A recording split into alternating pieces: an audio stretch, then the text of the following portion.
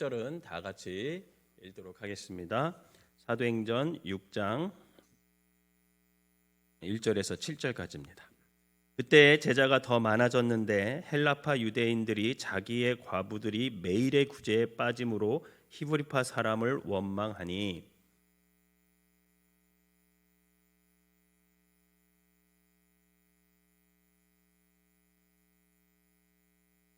형제들아 너희 가운데서 성령과 지혜가 충만하여 칭찬받는 사람 7을 택하라. 우리가 이 일을 그들에게 맡기고 온 무리가 이 말을 기뻐하여 믿음과 성령이 충만한 사람 스데반과 또 빌립과 브로고로와 니가노르와 다몬과 바베나와 유대교에 입교했던 안디옥 사람 니골라를 택하여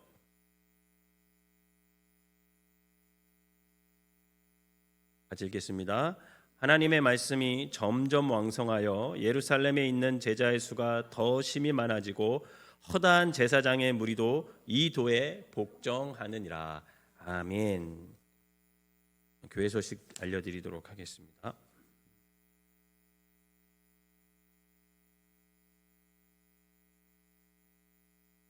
사순절 기간에 성경 듣기 지금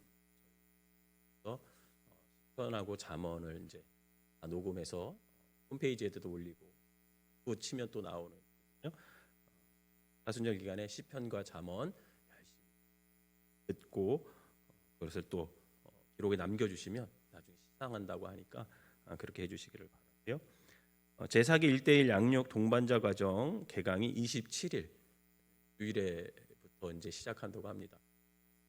대상은 기초 성경 공부한 수료자 중에 신청할 수 있으니까 주변에 권면하셔서 1:1 양육 과정 받을 수 있도록 부탁을 드리겠습니다. 다른 광고 있을까요? 특별히 할 광고면 오늘 옆 사람과 한번 인사합시다.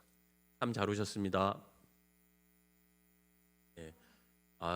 코로나가 심한 가운데서도 자리를 찾으신 여러분을 환영하고 또 온라인으로 비대면으로 예배드리는 생명나무교회 모든 성도들을 주님의 이름으로 축복합니다. 그럼 오늘 말씀 들을 때 전하는 전화 여러분들이나 피차 은혜 받는 귀한 시간 되시기를 주님의 이름으로 축원합니다.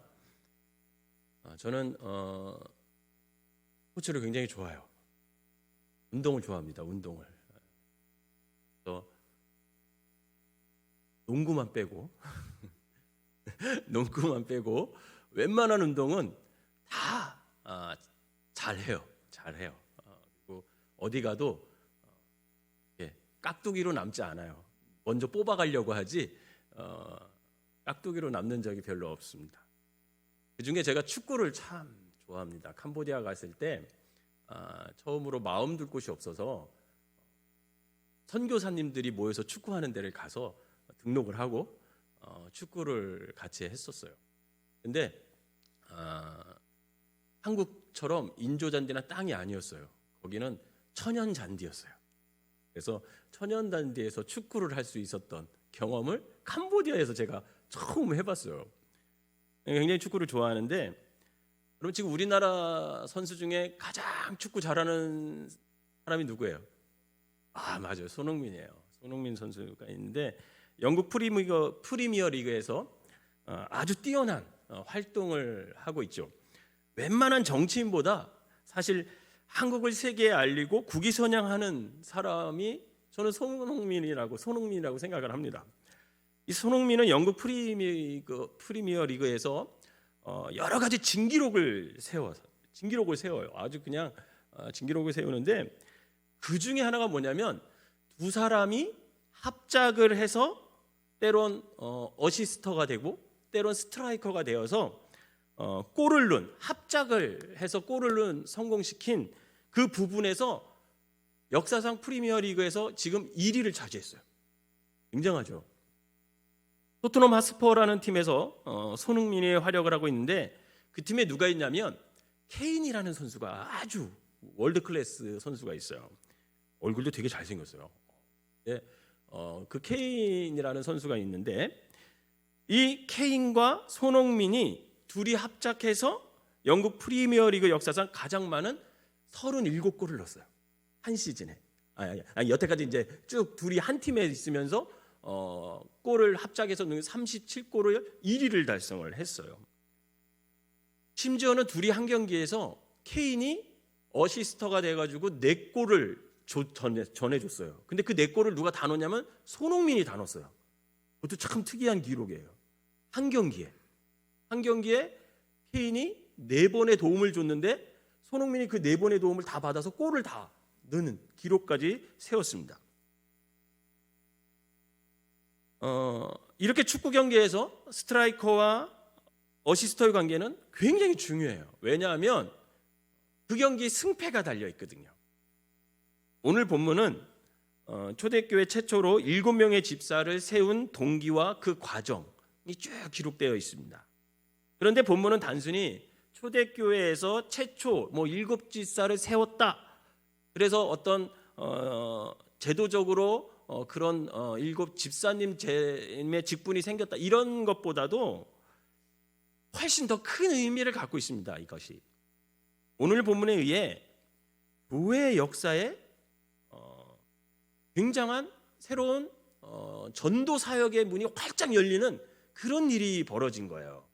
단순히 7명의 집사를 세운 게 아니라 이 7명의 집사님을 세운 것이 교회를 세우는 것이 아니라 그 사도 초대교회의 복음이 전 세계로 퍼지는 놀라운 역사가 이 7집사를 세우는 데서부터 시작됐다라는 거죠. 그러면 1절 첫 부분을 한번 읽어볼까요? 시작. 그때에 제자가 더 많아졌대. 이제 예수님을 따르는 제자가 많았는데 여러분 여기서 그때가 언제일까요? 그때는 뭐냐면 언제냐면 유대교의 최고 지도자들, 그러니까 대제사장, 서기관, 이 바리새인들이 사도들을, 즉 예수 그리스도를 전하는 사람들, 사도들을 굉장히 핍박했어요. 막 책찍질하고 다시는 예수의 이름으로 말하지도 말라고 그렇게 협박했음에도 불구하고 사도들은 개의치 않았습니다. 그 말에 개의치 않고 언제 어디서나 예수는 그리스도다라고 가르치고 전도하기를 그치지 않은 때, 그때를 말하는 거예요. 즉 고난이 있었음에도 그 고난을 개의치 않고 복음을 전하던 때를 말합니다.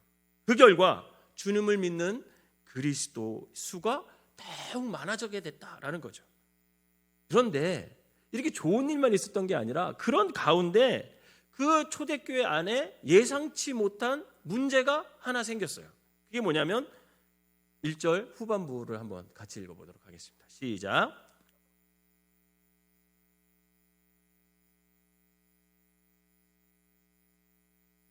여기 뭐라고 써 있냐면 헬라파 유대인들이 자기의 과부들이 매일의 구제에 빠짐으로 히브리파 사람을 원망하니, 이렇게 되어 있어요. 본문에 헬라파 유대인과 히브리파 사람 이런 말이 등장을 해요. 그러니까 초대교회를 이루고 있던 유대인들은 모두 유대인이라고 부른다고 해서 다 같은 유대인이 아니었다라는 거예요. 여러분 다윗 왕 때 통일 왕국이 세워지거든요, 이스라엘에. 근데 그 하나된 왕국이었던 이스라엘을 솔로몬 왕이 지나고 르호보암 왕이 되었을 때 남과 북으로 분열이 돼요. 그리고 나서 그 위에 북왕국은 주전 722년에 아시리아 제국에 의해서 그리고 남왕국은 주전 586년에 바벨론 제국에 의해서 결국 멸망을 당하거든요. 그때 많은 유대인들이 이 정복자인 아시리아와 바벨론의 포로로 잡혀가요. 포로로 잡혀가거나 또 혹은 그 이제 전쟁이 일어났으니까 그것을 지금 우크라이나하고 러시아 전쟁이 되니까 막 우크라이나 사람들이 피난 가잖아요. 그런 것처럼 그 전쟁에서 포로로 끌려가는 것을 피해서 자발적으로 이스라엘을 떠나 세계 각처로 흩어지는 일이 벌어졌어요. 그 흩어졌던 유대인들을 뭐라고 부르냐면 디아스포라라고 부르거든요. 이렇게 해외에 정착한 유대인들이 세월이 이제 경과하면서 기원전 한 300년 전경부터 국제 통용어를 그때 사용했던 국제 통용어가 지금은 영어잖아요. 근데 그때는 헬라어였어요. 더 정확하게 말하면 그리스어죠. 그리스어. 이 그리스어를 자연스럽게 모국어로 사용하게, 자기가 말하는 거를 언어를 이 헬라어 그리스어로 사용하게 된 거예요. 반면에 이스라엘이 멸망했음에도 불구하고 이스라엘을 떠났지 않았던 유대인들이 있을까요, 없을까요? 있었죠. 유대인들의 자손들이 거기에 남았어요. 그럼 그 사람들은 어떤 언어를 사용했을까요? 그렇죠, 히브리어를 사용했어요. 더 정확히 말하면 사실은 아람어를 사용했어요. 아람어. 그 아람어를, 히브리어를 당연하게 모국어로 생각하고 그렇게 또 사용하고 살았습니다. 그런데 이 해외에 살던 유대인 가운데 이런저런 이유로 이스라엘에 돌아와서 함께 유대의 사회 속에 정착한 사람들이 있었어요. 다시 또 이제 돌아온 거죠. 이를테면 헬라어를 모국어로 사용하는 유대인과 히브리어를 모국어로 사용하는 유대인들이 함께 어울려 살게 된 거예요. 그래서 그들은 헬라어를 모국어로 삼는 해외파를 헬라파 유대인 이렇게 불렀고, 그리고 히브리어를 모국어로 사용하는 국내파를 히브리파 유대인 이렇게 불렀던 거예요. 여기까지 이해가 되셨죠? 네. 이와 같은 연유로 초대교회 역시 헬라파 유대인과 히브리파 유대인으로 함께 구성되어 있었어요. 물론 교회 안팎에서는 어떤 사람들이 더 많았을까요? 그렇죠. 히브리파 사람들, 국내파가 훨씬 교회 공동체 안에 더 많이 있었습니다. 그런데 초대교회 내에서 헬라파 유대인 사이에 히브리파 유대인에 대한 원망이 일어나기 시작했어요. 그 이유가 뭘까요? 오늘 성경에 우리가 읽었죠. 교회가 매일 행하는 구제의 대상에서 헬라파 유대인들 중에 혼자 사는 여자분들이 있었는데 그 여자분들에게 도움을 안 주고 제외가 된 거야.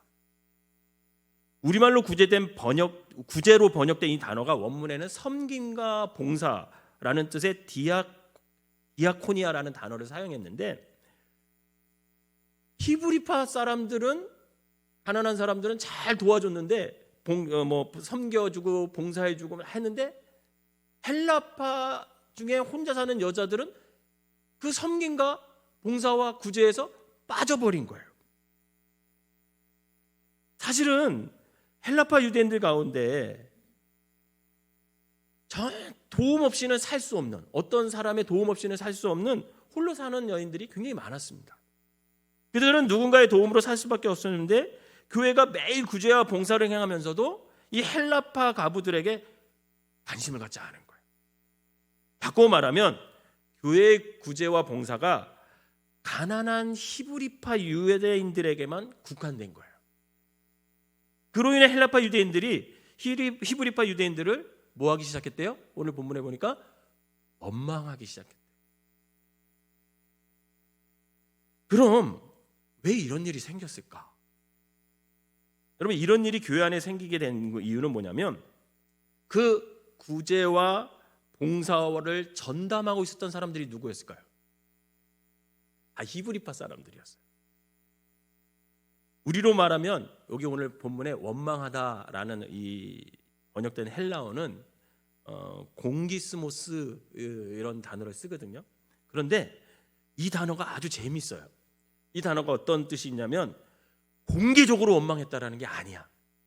공개적으로 원망했다는 뜻이 아니라 단지 나지막하게 이야기한다, 이런 뜻이 있어요.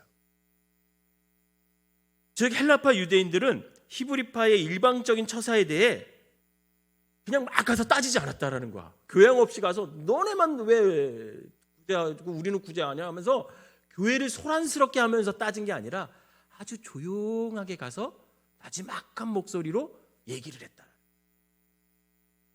여러분, 굉장히 성숙했음을 볼 수가 있어요. 그렇죠? 여러분 한번 생각해 보세요. 어떤 구제의 대상에서 내가 빠졌다고 생각해 봐. 그럼 화가 나요, 안 나요? 내 혈기가 나올 수도 있잖아. 근데 그렇게 하지 않았다라는 거야. 그냥 나지막하게 가서 얘기했대.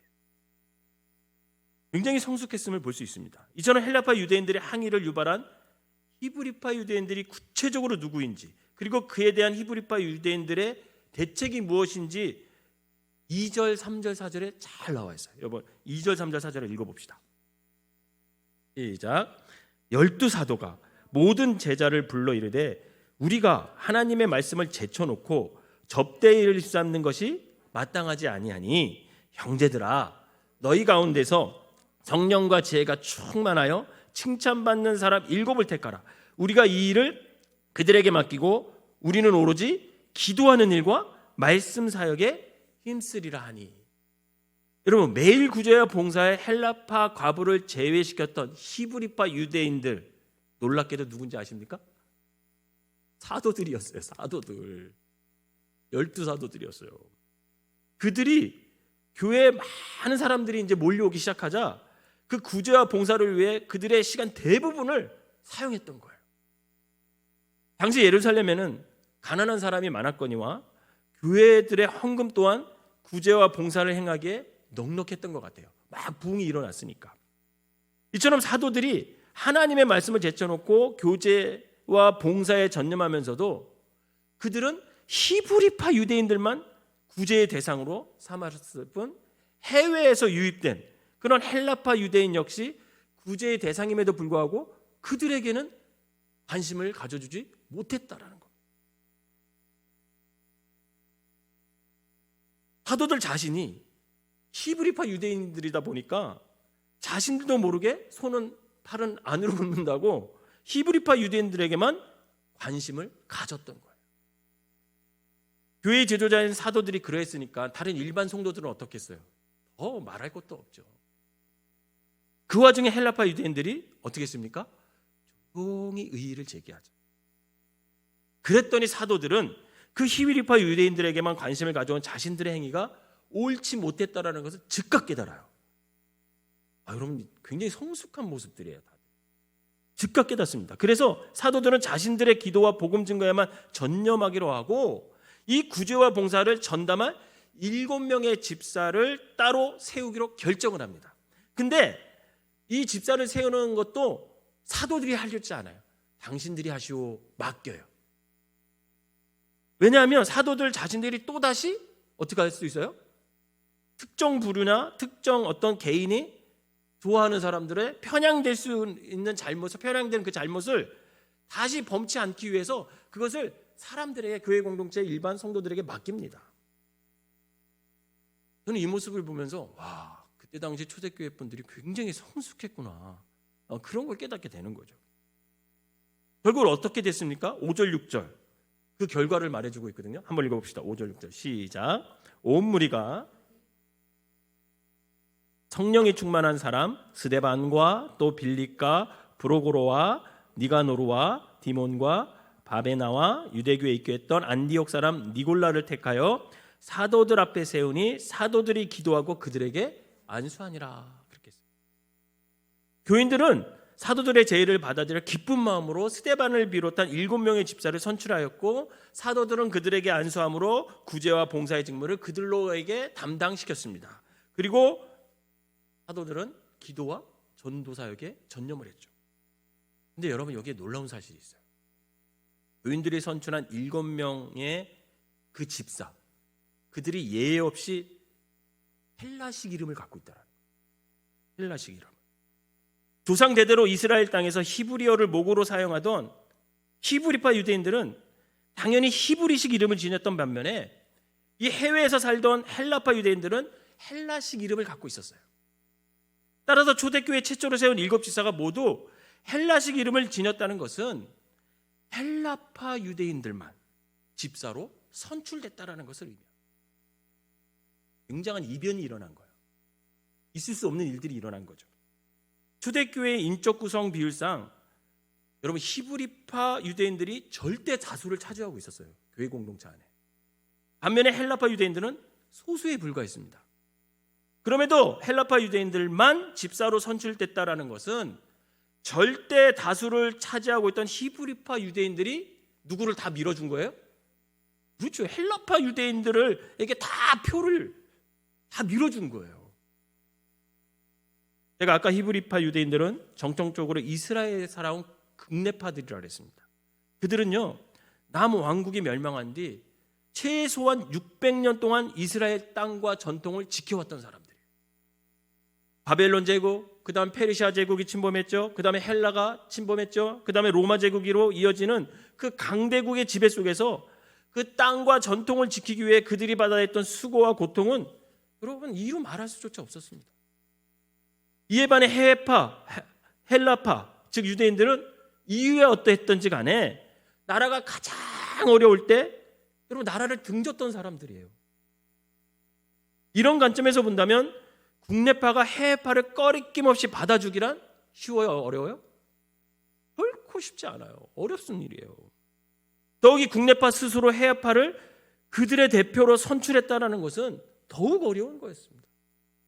그런데도 다수파인 국내파는 이 소수파인 해외파에게 표를 다 몰아줬어요. 그것은 초대교회의 중심이 다수의 히브리파에서 소수의 헬라파로 옮겨갔다는 것을 의미합니다. 여러분, 이런 변화가 쉬울까요? 저는 어렵다고 봅니다. 사실 굉장히 어려워요. 인간 집단 속성상 사실 그건 거의 불가능한 일이에요. 우리 투표해봤잖아요. 집회 오늘까지 이제 결과가 곧 나올 텐데 상대방에서 보기에 이런 점이 우리 후보보다 저 사람이 저 나오니까 저 사람 한번 몰아주자. 이런 경우가 있어요? 없어요. 그런 경우는 일어나지 않아. 그럼에도 초대교회에서 그런 이변이 실제로 일어났어요. 여러분, 이런 일이 어떻게 일어났을까요? 바로 초대교회의 모든 사람들, 즉 국내파인 히브리파 유대인들이나 해외파인 헬라파 유대인들 모두 성령 충만했기 때문에 가능해요. 여러분, 그래서 성령 충만이 중요한 겁니다. 여러분, 성령 충만해야 성숙한 사람들이 될 수 있어요. 여러분, 우리 교회 안에서 다른 사람 배려 없이 막 해대고 할 말 다 하고 그런 사람들 있죠. 우리 교회는 없어. 그러고 말 못해. 여러분 그거 믿음 있는 거 아닙니다. 100% 믿음 없다고 보면 돼요. 성령 충만하지 않은 거예요. 성령 충만한 사람은요, 자기가 하고 싶은 말 다 하지 않아요. 여러분, 다 배려하고 자기를 부인하고요, 자기 절제하며 상대방을 위하는 사람이 성령 충만이지, 내 할 말 다 하고 내 하고 싶은 거 다 하고 내 멋대로 한다? 절대 성령 충만 받은 거 아니야. 가짜 성령 충만 받은 거예요. 사도행전에 의하면 이후에 헬라파 유대인들의 활약은 눈부실 정도로 대단합니다. 오늘 보면 7절 이렇게 증언하고 있어요. 7절 한번 볼까요? 시작. 1절 들어주세요. 네, 시작. 하나님의 말씀이 점점 왕성하여 예루살렘에 있는 제자의 수가 더 심히 많아지고 허다한 제사장의 무리도 이 도에 복종하니라. 헬라파 유대인 집사들이 활동이 시작한 일이 이제까지 볼 수 없던 경이로운 일들이 막 일어났는데, 그 중에 하나가 뭐냐면 허다한 제사장의 무리. 다시 말해 한두 명의 제사장이 아니라 제사장들이 집단적으로 예수님의 도를 받아들였대. 예수님을 영접했대.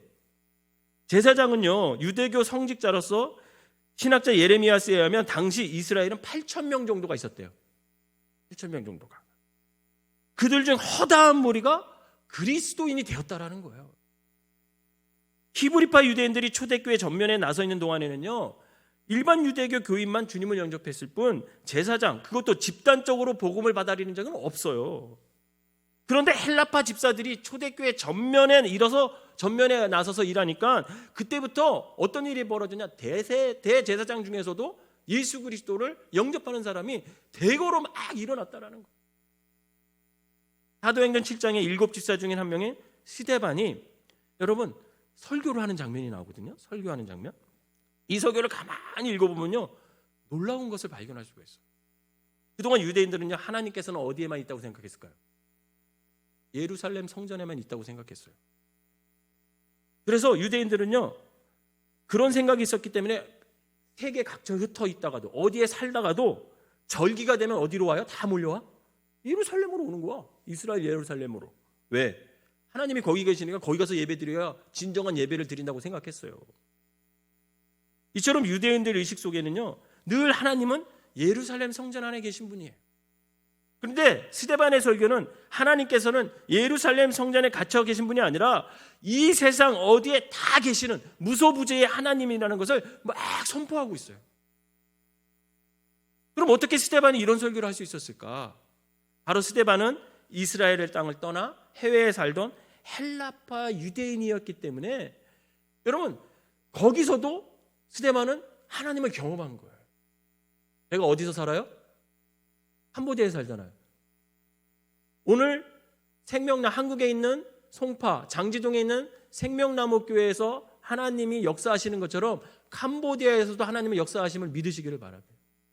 여러분 스데반은 그걸 알았던 거예요. 헬라파 유대인들은 세계 각지에 살면서 거기서도 살아계신 하나님을 만나고 경험했기 때문에 하나님은 예루살렘 성전만 아닌 온 세상에 가득 차 계신 분이 하나님이시다, 이걸 알고 있었던 거죠. 그러나 사도행전 8장에는요 사마리아인에게 전도한 헬라파 유대인 빌립이 나타나요. 여러분 옛날 북왕국의 수도였던 사마리아는 아시리아 제국에서 패망한 뒤 그 아시리아 제국은 혼혈 정책을 피거든요. 막 민족을 이동시켜가지고 결혼시켜가지고 혼혈 정책을 이렇게 피는데 이 사마리아인들의 피가 아시리아인들의 피와 섞이게 된 거예요. 그로 인해 정통파 유대인들은 이방인의 피가 섞인 이 사마리아인들을 여러분 사람 취급 안 했어요. 짐승 취급했어요. 그래서 아예 상종도 하지 않았습니다. 그러나 이 빌립 집사는 정통 유대인들이 짐승으로 여겼던 그 사마리아인에게 찾아가서 복음을 전했어요. 거기에만 멈추지 않고 기독교 역사상 이방인 최초로 세례를 받은 에티오피아 내시에게 세례를 베풀어 준 사람이 누굽니까? 빌립이에요. 빌립 집사. 만약 이 빌립이 히브리파 유대인이었다면 이게 가능했을까? 여러분 가능하지 않았어요. 빌립이 헬라파 유대인이었기 때문에 이런 역사를 성령님께서 행하게 하신 거죠. 그리고 사도행전 9장에 보면요 헬라파 유대인의 거주 사도 바울의 회심과 활약상이 쫙 시작되거든요. 여러분 땅끝까지 이르러 증인이 되라 주님께서 말씀하셨잖아요. 근데 12사도들 중에 땅끝까지 간 사람이 몇 명이나 있을까요? 여러분 없습니다. 별로. 땅끝까지 간 사람, 그 사람이 누구예요? 바로 바울과 바나바야. 왜? 그들은 헬라파 유대인들이에요. 그리고 사도행전 13장부터는요 히브리파 유대인들은 아예 나오지도 않아. 사라져. 그리고 사도행전은 바울을 비롯한 헬라파 유대인들의 동무대가 돼요. 그러므로 사도행전은 히브리파 유대인들에 의해 시작됐지만 결국은 그 모든 과정과 마무리는 누가 해요? 헬라파 유대인들이 사도행전의 역사를 써내려. 그럼 왜 초대교회의 중심이 또 사도행전의 중심이 히브리파 유대인으로부터 헬라파 유대인으로 옮겨졌을까? 이 물음에 대한 해답은요 그들의 명칭 자체가 답을 해주고 있어요. 앞에서 말했듯이 히브리파 유대인들의 전통적으로 이스라엘 땅에서 히브리어를 모국어로 사용한 사람들입니다. 그래서 그들은 자신들과 다른 사람들을 받아들이는데 인색했어요. 오죽했으면 자신들만 선민의식에 사로잡혔죠. 하나님이 우리 민족만 선택했어 이렇게 생각해서 다른 민족들을요 자신들보다 늘 열등하게 여겼어요. 열등하게. 그러나 조상대대로 이방 땅에서 살아온 헬라파 유대인들은요 자신들과 다른 사람들을 받아들이고 한데 어울려 사는 것이 전혀 힘들지 않았어요. 그들은 태어나면서부터 이방 땅에서 태어나서 이방인들 틈에 살면서 이방 언어를 모국어로 사용했던 사람들이에요.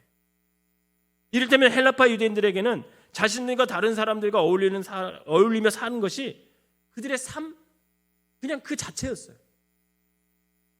그래서 히브리파 유대인들이 매일의 구제와 봉사에서 자신들과 같은 히브리파 유대인이 아니라는 이유만으로 헬라파 유대인들을 제쳐놓은 것과는 달리 이 헬라파 유대인들은 초대교회와 교난지간일 수밖에 없었던 그 제사장들의 무리를 교회로 인도하는 가교 역할을 했을 뿐만 아니라 예루살렘 성전을 뛰어넘어서 무소부재하신 하나님을 담대하게 선포할 수 있었던 거예요.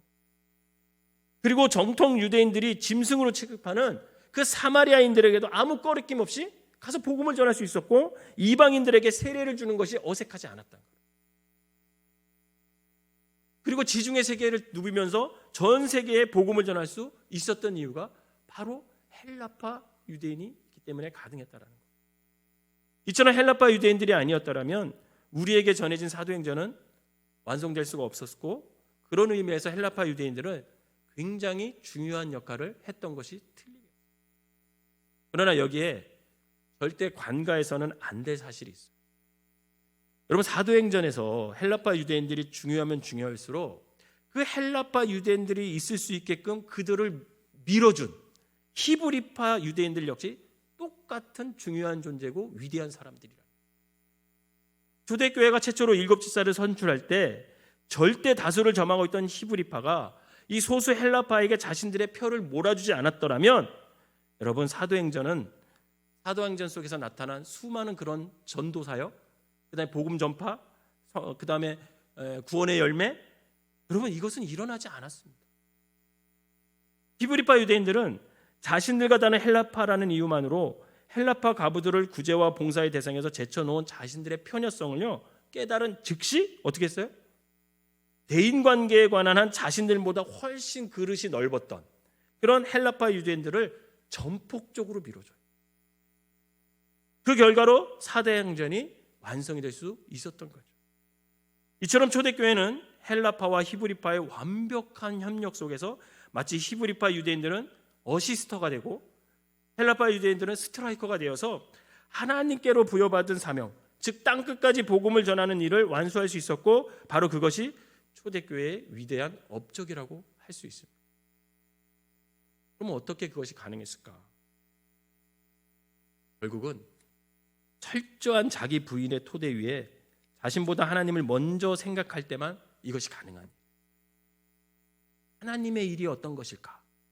그것을 우선적으로 여기는 사람들, 내 명예, 내 체면, 내 자존심, 이게 아니라 이 시점에서 하나님이 과연 어떤 것을 원하실까? 또한 성령 충만했기 때문에 그것을 판단할 수 있는 능력이 있었다라는 것. 그들은 이미 헬라파 유대인들이나 히브리파 유대인들 모두 마가의 다락방에 모여 기도함으로써 성령 세례를 받고 날마다 성령 충만한 삶을 살았기 때문에 자신들을 내세우기보다는 교회와 하나님의 덕을 위하여 일하면서 언제든 자신을 희생하고 양보할 수 있는 넉넉한 마음들이 그들에게 있었다라는 것.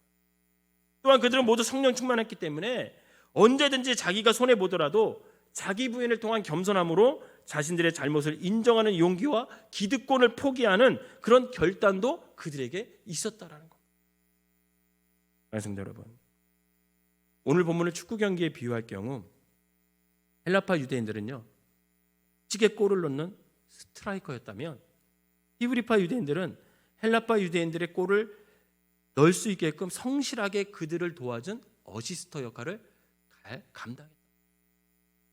본문이 우리에게 말할 수 없이 큰 감동이 와닿는 것은 수적으로나 기득권적으로나 히브리파 유대인들이 얼마든지 자신들이 스트라이커 역할을 하겠다고 나설 수 있었음에도 불구하고 그들은 자신들보다 복음 전도에 더 최적화된 그 헬라파 유대인들의 어시스터가 됐다는 것을 로마 만족했다라는 것.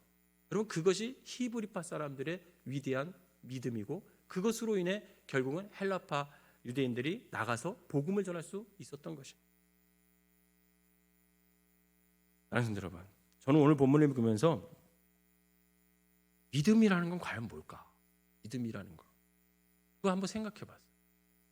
믿음은 뭐 여러 가지로 표현될 수 있죠. 저 사람이 믿음이 있다? 없다? 이런 판단 기준은 여러 가지가 있습니다. 그러나 오늘 본문을 통해 제가 깨닫는 믿음은 뭐냐면, 우리 각자가 때론 헬라파 유대인이 될 때와 히브리파 유대인이 되어야 할 때를 그리스도 안에서 구별하는 것, 여러분, 그것이 저는 믿음이라고 생각했어요. 그러므로 먼저 생명나무 교회에 정착한 분들은 늘 새로 등록하는 성도님들의 마음의 문을 열고 그들이 생명나무 교회에서 마음껏 신앙생활하고 헌신할 수 있도록 언제든지 자리를 내줄 준비를 하고 있어요. 또한 새로 나온 분들도 적극적으로 생명나무 교회가 주님께서 나로 하여금 줄로 재어준 구역임을 믿고 기존의 성도들과 함께 사랑의 교제를 나누고 헌신하는 것을 주저함 없이 감당할 수 있어야 된다. 이제 우리에게 필요한 것은 헬라파 유대인의 자리에 서야 할지 히브리파 유대인의 자리에 서야 할지를 구분해서 서로 협력하는 모습이 필요하다라는 거예요. 내가 스트라이커의 자리에 설지 어시스터의 자리에 서야 하는지를 그리스도 안에서 옳게 구분하는 믿음, 그 믿음이 오늘 저와 여러분들에게 있어지시기를 주님의 이름으로 부탁을 드립니다.